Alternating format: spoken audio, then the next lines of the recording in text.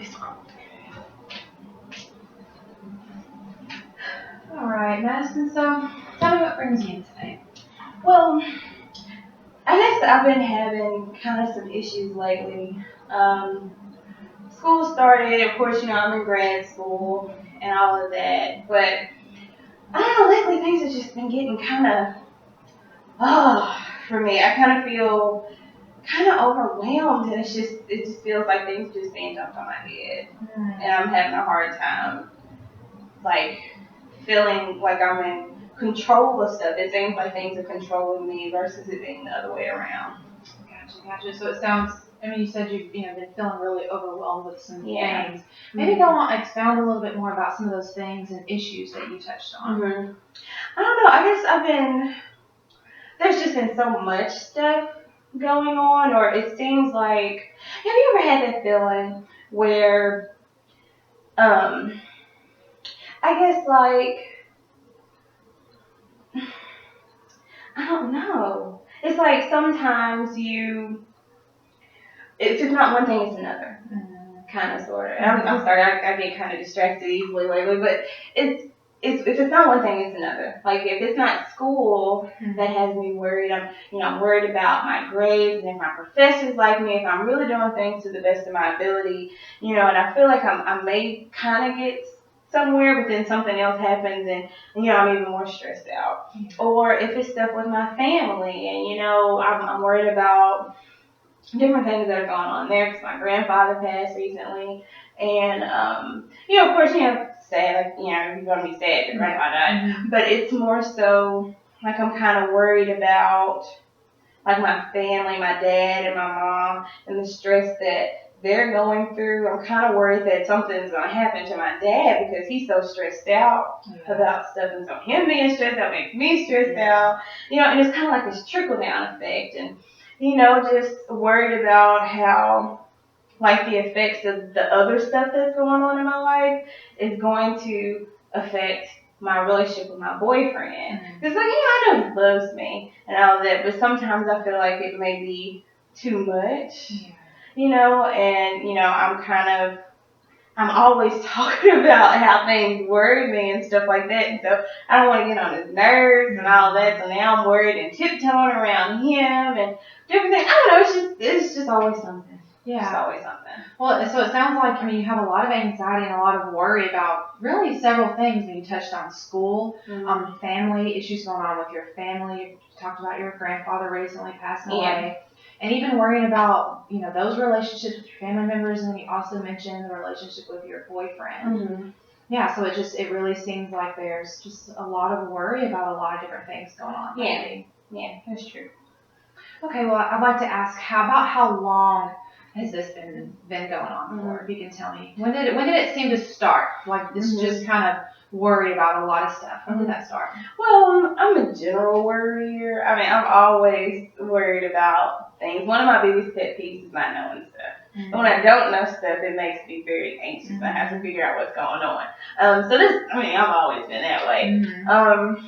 But I say recently things have kind of amped up, maybe like within the last year or so. I guess because I have more responsibilities now, maybe. So I can't say that it's like something specific that triggered it. I've always been anxious about stuff, but now it seems like there's more things that I'm anxious about. Okay. And I'm more aware of, worrying about different things, I suppose. So I'll probably say within the last year, but I don't know, maybe, I don't know, it hasn't been quite a year that I've been feeling this stressed, though. Maybe like 7 months or so, maybe, because it wasn't quite this time last year. So it hasn't been a full year that I've been that stressed, but it's definitely been, it's been a minute. Okay. Yeah. Okay, so you see yourself kind of as just really a worry, maybe kind of like a worry wart. Yeah. Since maybe childhood even. Yeah. But you're just noticing that here lately, within the past 7 months to a year, it's just been really kind of an intense, more of an intense worry about a broader category of things. Mm-hmm. Even. And it seems like the more that I become aware of, all the different stuff that's coming, the more I start to kind of feel panicky. Okay. Because it's like, if I can't control this one thing, how am I going to control these 5 things that are going on, And I don't know, I think that instead of coming up with solutions to make things better, me worrying about stuff is making things worse. Because I'm so preoccupied with trying to fix stuff. It's not really working. Yeah. So. Yeah. You said you get kind of panicky, so you're really noticing maybe some physical reactions to your worry. Yeah. For one, I can't shut up. I've always been a talker, but now I don't know, it just kind of seems a little excessive. I don't know. Physically, I don't know. I guess just the general things that happen when you kind of feel panicky. Like sometimes I notice that my heart it races a little bit. I went to the doctor about it though, and they said it was fine. They actually recommended that I come and see you, so I'm here. They said that nothing physically was wrong with me. I just need to, in so many words, I just need to chill out, basically. My sleeping has been crazy. I need sleep. I cannot function without sleep. And it's like I'm tired, but once I try to go to bed, I can't get to sleep. And I'm so tired. I actually think that I'm probably more tired now than I usually am. But once I get in the bed, it's like I can't shut it off. Yeah. I'm worrying about what I didn't get done that day or, the things that I need to get done the next day and, kind of things like that. So I'm not really getting enough sleep, but I'm so tired. I want to sleep, but it's just not really working out for me. I bet that can be pretty frustrating then. Yeah. On top of the worrying, not being able to sleep at night, kind of this restless feeling even. Oh, definitely. That's a really good word to, kind of describe it as restlessness. Okay, so tell me about, would you say how often, like you just have this kind of worry about a lot of things. How often would you say that you do worry about stuff? It's definitely a daily thing now. It hasn't always been this bad.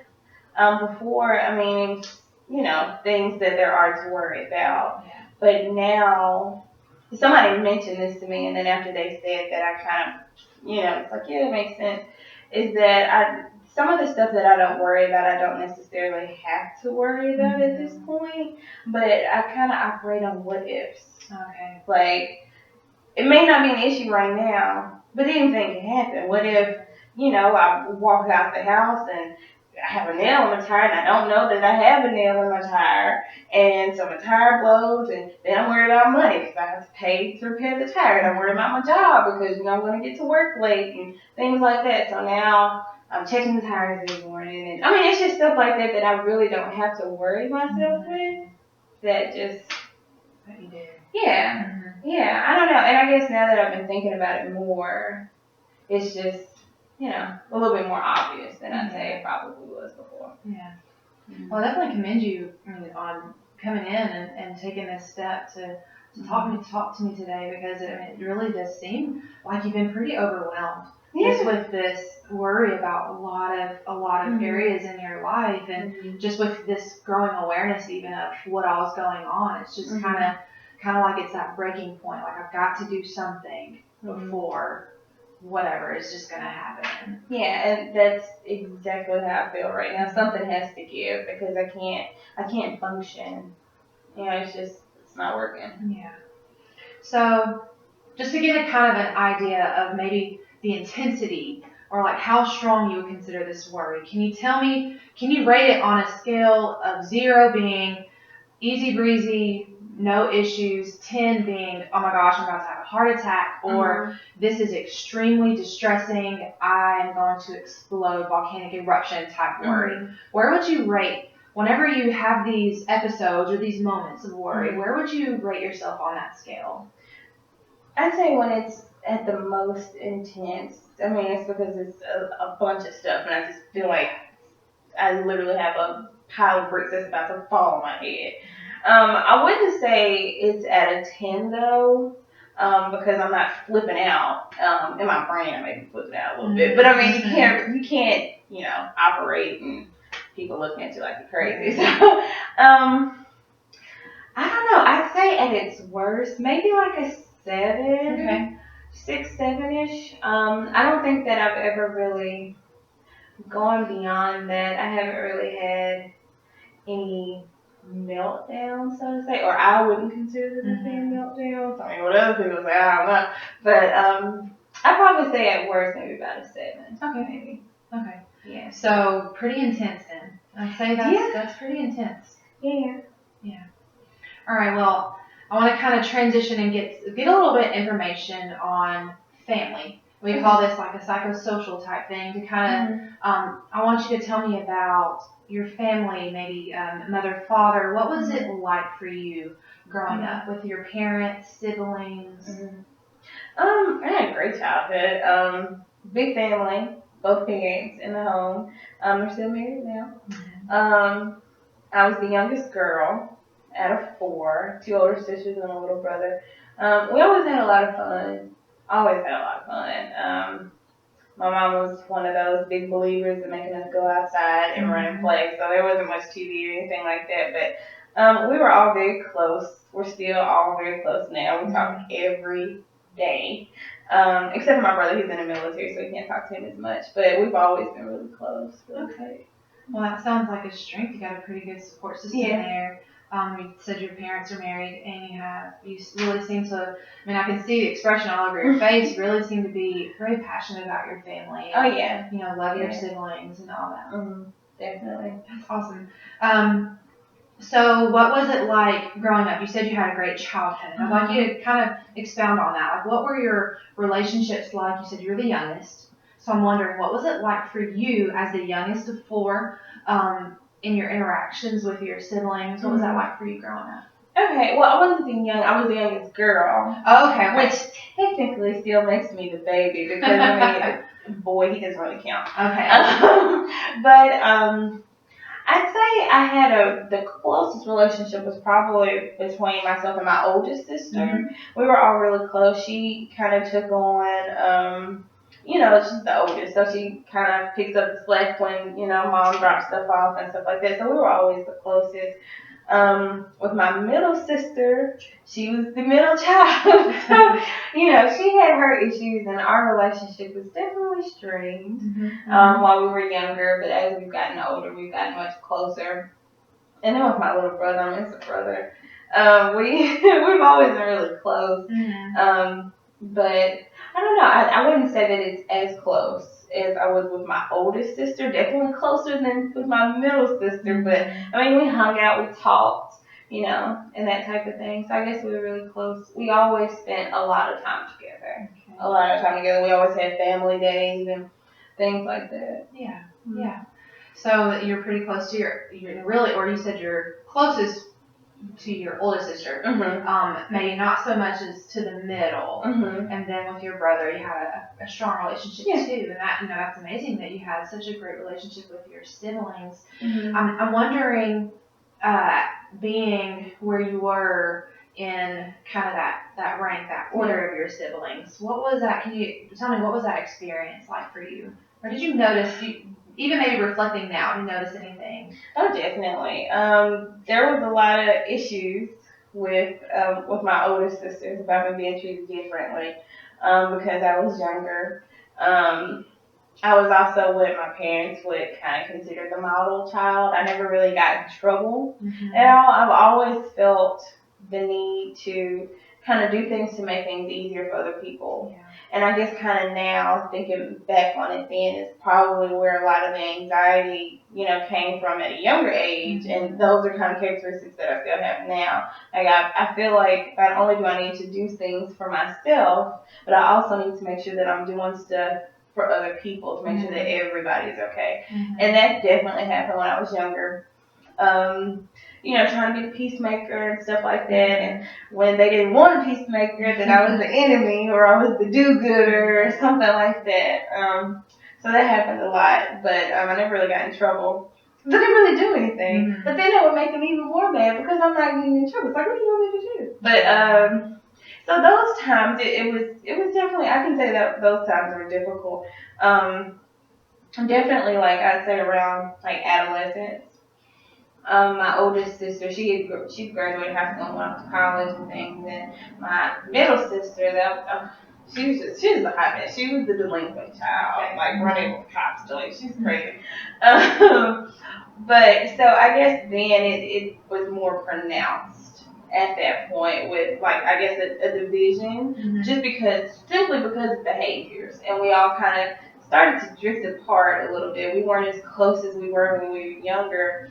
And I can honestly say that my parents did treat me differently. But I mean, that's if you were a parent and you had a kid who's getting good grades and is doing what they're supposed to be doing, versus the person that's skipping school and stuff like that. So I mean, I can understand where they're coming from, but it definitely doesn't make it fair. And looking at her side, is she really gonna want to make better decisions and behave better if she's not being treated as well as the other one? So I completely understand where she's coming from, but what can I do about it? So I felt like I was stuck in the middle a lot. Okay.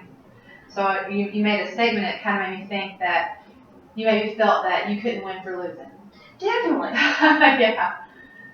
Nail on the head. I mean, I feel that way now. Mm-hmm. It's like no matter what you do, there's still either something that somebody thinks you could have done better, or something that you realize you could have done better. But I mean, at the end of the day, if it's not something that I can control, even if I want to control it, what do I do? And even though I know that may not necessarily be something that I control, it's like I feel like there's something else that I could have done. There should always be something else that you should be able to do, and that's it's very upsetting to make me feel like I didn't do everything that I possibly could, to make situations better. Yeah, so it sounds like you may have some guilt there, just connected to your childhood and with maybe feeling like you can never really win, whether you were doing really good or not so good, and that sometimes that puts some strain on your relationship with your siblings, and maybe even with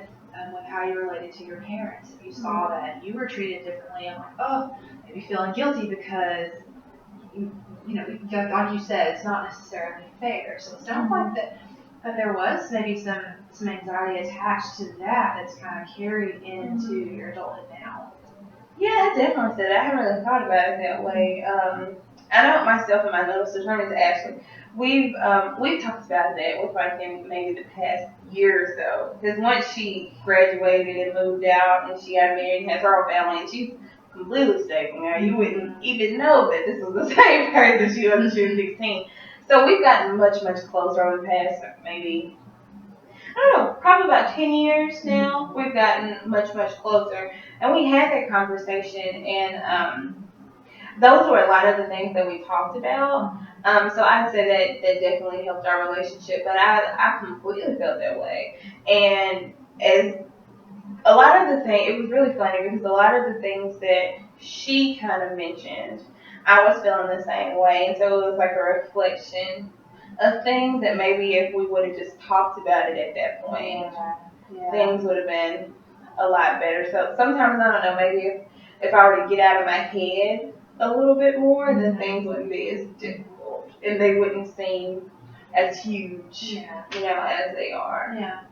Well, that sounds like a positive then. You've kind of taken some strides in that relationship with your sister, and it seems to have definitely mended some things and kind of maybe healed some hurts that were there, maybe that weren't even known to be there until you did start opening up and talking about it. Yeah. That's awesome. Well, just kind of transitioning a little bit, I'd like to get a little bit of information on how it was for you in school growing up. With your, I know you were kind of a model child, so you said, so I'm going to assume that you had good grades and all, those types of things.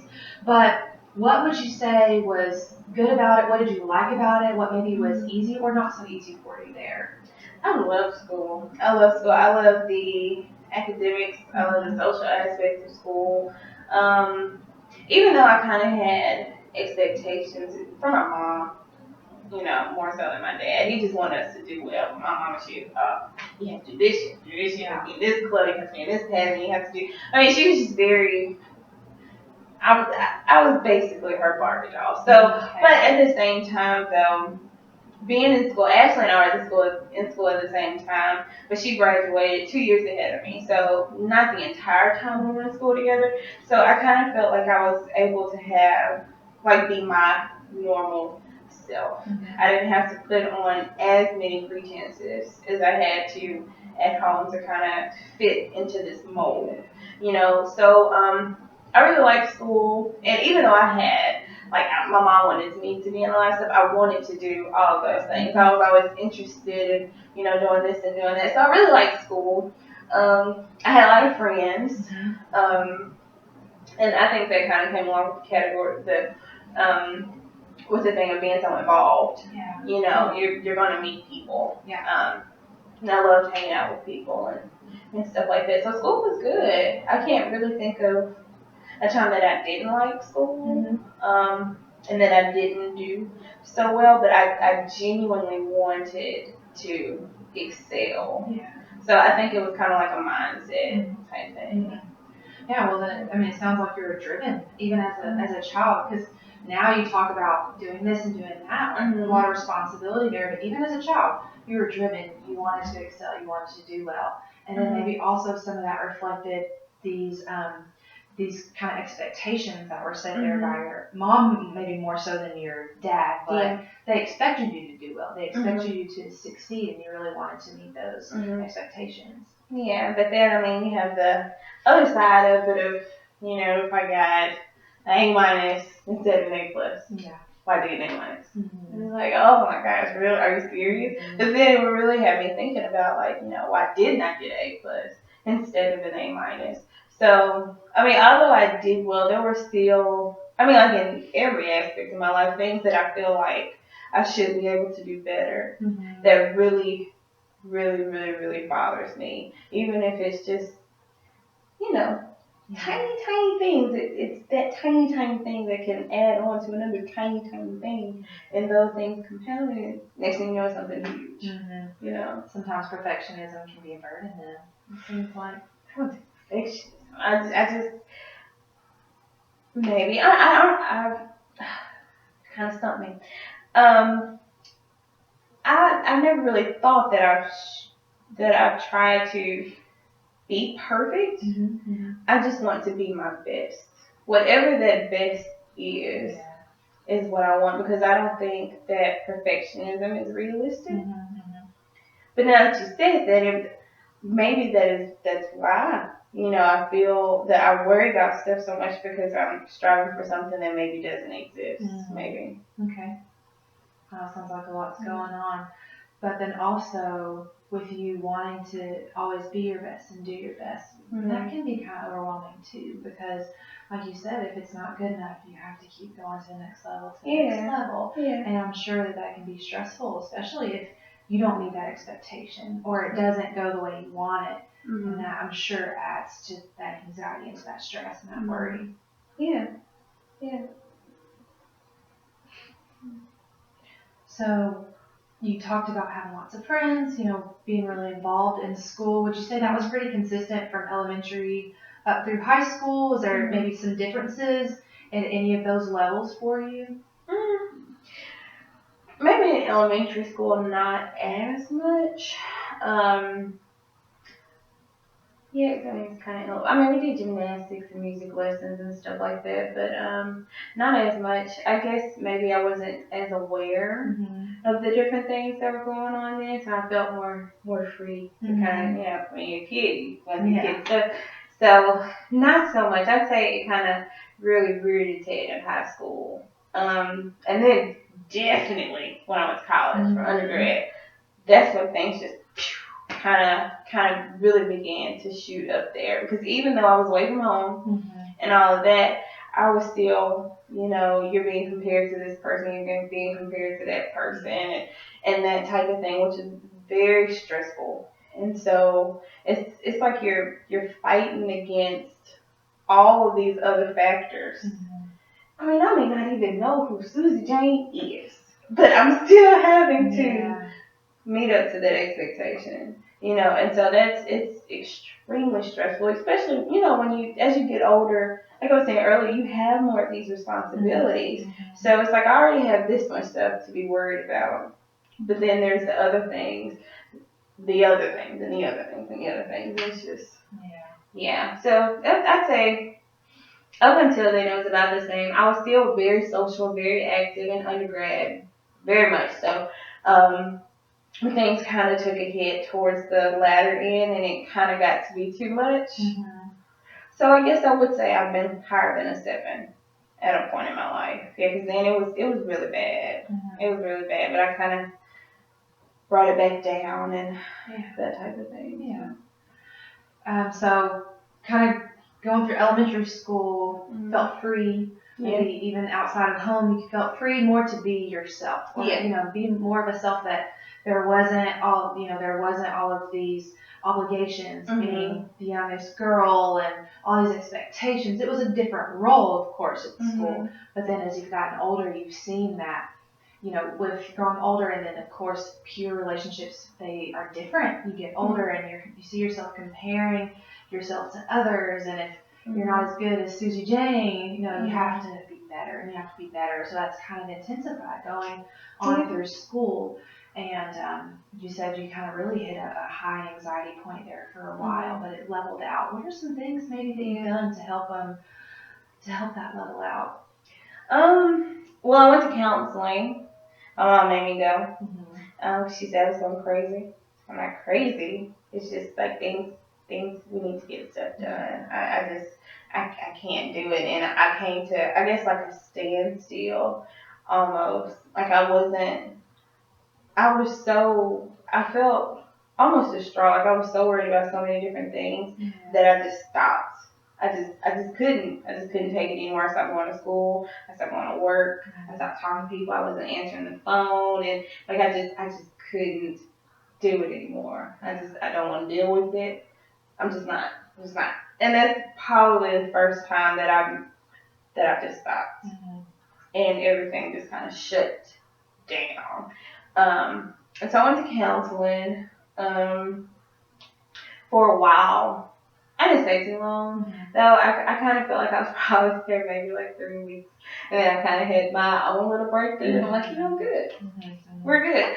But I'm a very spiritual person, so a lot of prayer and a lot of faith, which is very difficult for someone who is a worrywart, because stepping out on faith is, doing something without seeing it. You're just believing that this is going to happen. So that was very difficult for me to be able to accept that. So after I was in formal counseling, I met with my pastor a lot to kind of work on some of those things, because it kind of, I'd probably say this was the turning point for me, when he told me that when I worry about stuff, that means that I don't trust God. And with me being such a religious person, like for somebody to say that was pretty big for me. And so that was when I was like, things have kind of got to get better, and so that kind of helped me to be pushed in the right direction. So I'd say I slowed things down. That type of thing. So I was into my word, and I was making sure that I wasn't shutting people out, because that's been a big thing for me to kind of keep me level-headed and all of that. So things kind of chilled, and I graduated, and I worked for a few years, so I didn't have the added stress of school. There was work, and there was social stuff and family, and other stuff like that, but it didn't feel like it was as heavy. Those were some of the stresses that I was better able to deal with, but now it's kind of built up again. Yeah. So you hit that really low point. You said everything just kind of stopped. Yeah. Went to counseling, really maybe learned some resources that were already in yourself, and started working on some coping skills. Had your pastor there to help with the spiritual aspect of your life.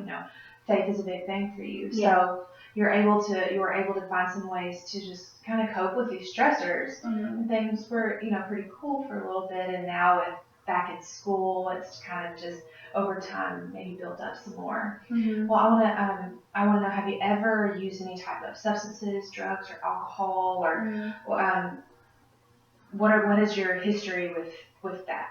Mm. Well, I mean, I didn't. I mean, I was the do-gooder, so I didn't do anything. Yeah. You know, when I was younger. When I got to college, I started to drink. Mm-hmm. Oh, I drank and I drank and I drank and I drank. For a while though, and then my grades started to suffer, and I definitely couldn't take that, and worried about what other people thought about my drinking stuff. So I cold turkey, I stopped drinking.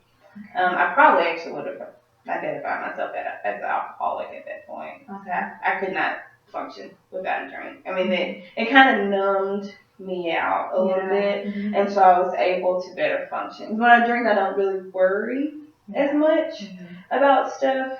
You know, it just kind of just slows me down. I feel a little bit better. So that was why I drank. It made things better for me mentally, but the other aspects were suffering. So I kind of had to stop with that. No, I drink socially. I love my glass of red wine during Scandal. TGIT, I have to have my wine. And then, I mean, if I go out, I get, beer or something, but I don't binge drink anymore. Okay. I haven't done that all the time. Unless we count birthdays, which I don't really think we should count birthdays, because those are special occasions. Right. But for the most part, I drink normally. I smoked weed a couple times. Never anything like crazy. I can maybe count 5 times. Okay. That I've smoked weed. At the reason I was younger. But no, that's it. I'd be too scared to try anything else. I mean, because you don't know how it's going to affect you. Right. They may say it's cool, it's going to be fun, and you know where it's coming from, but you don't really know what's in it. So what happens if I do this and I do that, and then my brain doesn't work anymore, and I'm comatose? I don't do stuff like that. I don't know. You don't know what's going to happen to you. Right. And I mean, that's one thing that I know I can be in control over. So we're going to be in control of that. Okay. So you had a little run with the alcohol in college, but that is not really an issue of yours anymore. Just a casual drink here and there. All right. So what about any medical issues, medical problems that you're dealing with currently, or that you have with in the past? No. Nothing really. I had stitches when I was younger. Okay. Also because I was just doing too much. But other than that, no. Nothing major. Okay. No medical issues. All right. Well, just kind of wrapping up our time together today, I really have learned a lot about you. Thank you so much for being so open and transparent. Yeah. It is really, really helpful, because I'm hoping that just with our time together, we'll be able to tackle these issues that you came in with today, which seems to be just a lot of worry and anxiety and stress about really a lot of different things. Yeah. You talked about school currently with grad school. I mean, the stress of being a grad student, pretty overwhelming, and that relationships in your family, worrying about things that could potentially, maybe not gonna happen, but could potentially happen to your family. And you talked about the recent loss of your grandfather, and then also in your relationship with your boyfriend, the worry is kind of trickling into there too, and then worrying about your worrying, it seems to be getting you.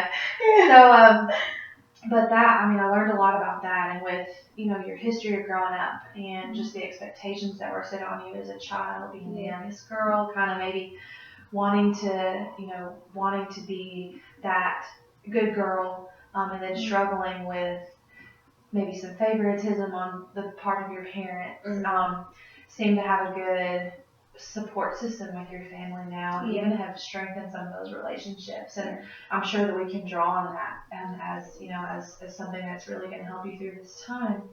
So if you decide to stick with this and to continue coming to counseling this time around, I know you mentioned before, if you do, what is maybe something, if you can choose at least right now one major goal that you would like to achieve with through our time together, what would you say that would be? I don't know. I guess to be able. I'm not going to say to just not be anxious, because I don't really think that's realistic. But to when I do get to the point where I'm overwhelmed and I'm about to pop, that I'm able to chill myself down before I escalate to the next level. Right. Okay. So I'd say, like, by the end of that would be my goal. To just be able to learn how to just put the lid on the pot. Yeah. Yeah.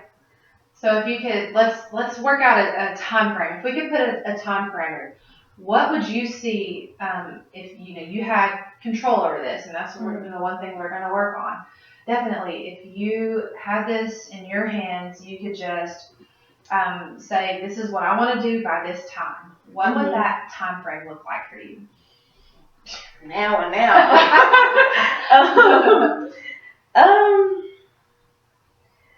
I don't know. I guess I really wouldn't know how to answer that question, maybe, because this has been something that I've dealt with for so long.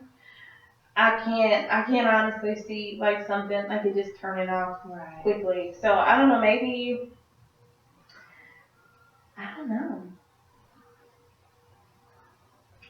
Maybe a month or two, maybe. Okay, I'd say I was gonna ask how would you feel about maybe 2 months into counseling? Yeah. 2 months into counseling, really be able to tackle, and I know you said not popping off, and we can work on some stress, some relaxation training. I can teach you some skills that in that moment that you can apply those skills and be able to say, to kind of hit that switch and just bring it down to maybe a more manageable level where you're not feeling like you're about to explode with everything going on. Yeah. Well, that's awesome. Well, I definitely think that is achievable, and with us being able to do this together, I really am excited about our time and thinking about how we're going to achieve that goal. Thank you. All right. Well, next week we will just continue. I'll continue to get to know more about you, and we can maybe even start introducing some of these techniques to reduce some of this stress going on. Okay. One more question. Like when we're talking about like the stress reduction, I know that we're looking at like 2 months, but about how much, like what type of difference do you think that I'll see? Well, you come in here, we can come in here and work together on this. And I'm even hoping to see, say, a 50% reduction. Oh, wow. And I think, that maybe, does that still feel like something that's manageable for you? Or is something that would be achievable? Because we want to make sure that the goals that we set are attainable, like that they're realistic. So I don't want to put something on you that you don't feel like that you'd be able to manage. So I would love to say like a 50% reduction in this stress and anxiety level over the next 2 months of our time together. I'd say that's good because I've always been a hard worker, so we're gonna push for it. We're gonna push for it. I think that'd be great. Awesome. Okay. Looking forward to it. All right. Thank you.